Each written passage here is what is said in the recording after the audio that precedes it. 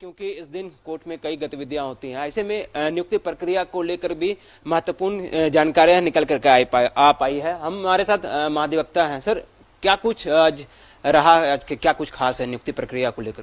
आज जो हमने सरकार ने जो अपील फाइल किया था, जो एकल पीठ के आदेश के खिलाफ, जो जेपीएससी के असिस्टेंट इंजीनियर्स की जो नियुक्ति प्रक्रिया को पे रोक लगा दी गई थी एकल पीठ के द्वारा, उसको आज डिवीजन बेंच ने खारिज कर दिया। सरकार की अपील स्वीकृत हो गई है और यह सरकार की बड़ी जीत है, क्योंकि हम ये दिखाना चाहते हैं इस सरकार से भी कि नियुक्ति और के लिए हम लोग प्रतिबद्ध हैं।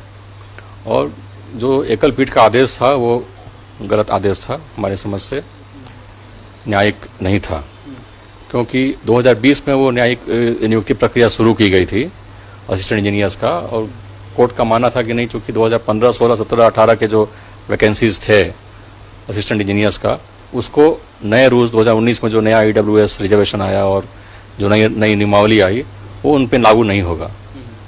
तो इस बात को सरकार की तरफ से हमने पक्ष रखा था कि ये नहीं, जब भी नियुक्ति होती है तो उस दिन का जो रूल होता है, नियम होता है, उसी से वो प्रभावित होता है नियुक्ति प्रक्रिया, चाहे वो वैकेंसी पहले का हो, उससे कोई फर्क नहीं पड़ता है।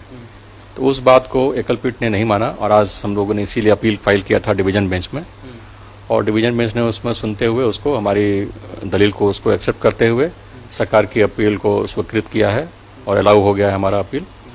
और जो रोक लगी हुई थी उस प्रक्रिया पे, नियुक्ति पे, वो फिर से खुल जाएगा। उसको जल्दी से जल्दी हम लोग को नियुक्ति कर लेना है। नियुक्तियां जो फंसी हुई थी, कई चीजें इस पेच में फंस रहा था, इसे कह सकते हैं कि आने वाले दिनों में झारखंड के जो युवा हैं, जो लोग हैं, उनको नियुक्ति को लेकर के रास्ता साफ हो गया है। बिल्कुल, ये इस जजमेंट से बहुत सारे जो बिल्कुल एक वेगनेस और एक छाया हो गया था, बिल्कुल एक क्लाउड आ गया था बिल्कुल सभी नियुक्तियों के ऊपर, क्योंकि सभी नियुक्तियां जो आज हो रही हैं या जो आज प्रक्रिया में हैं, वो आज की वैकेंसी नहीं है, वो 2 साल पहले की हो सकती है, 10 साल पहले की हो सकती है।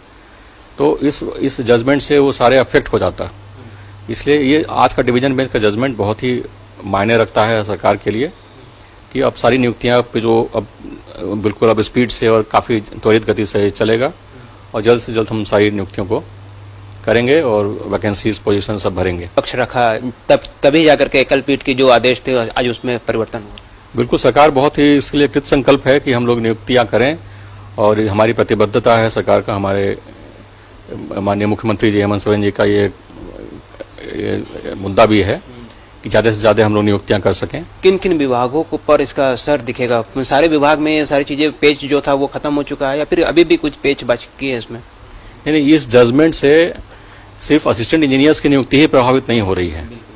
इस जजमेंट से इस नियुक्ति के अलावा जितनी भी नियुक्तियां हैं, जितने भी विभाग की नियुक्तियां जो जेपीएससी या झारखंड स्टाफ सिलेक्शन कमीशन के पास जाती हैं, क्लास 2, क्लास 3, क्लास 4 की नियुक्तियां, वो सभी नियुक्तियां इससे प्रभावित होंगी, क्योंकि जो रेशियो है वो हमारे पक्ष में जजमेंट आया है।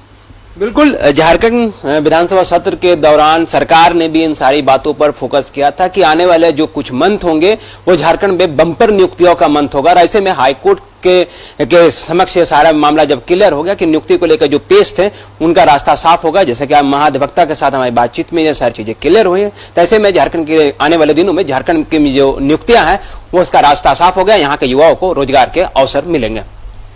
कैमरा पर्सन राजेश के साथ मोहम्मद इमरान, न्यूज़ 11 भारत, रांची।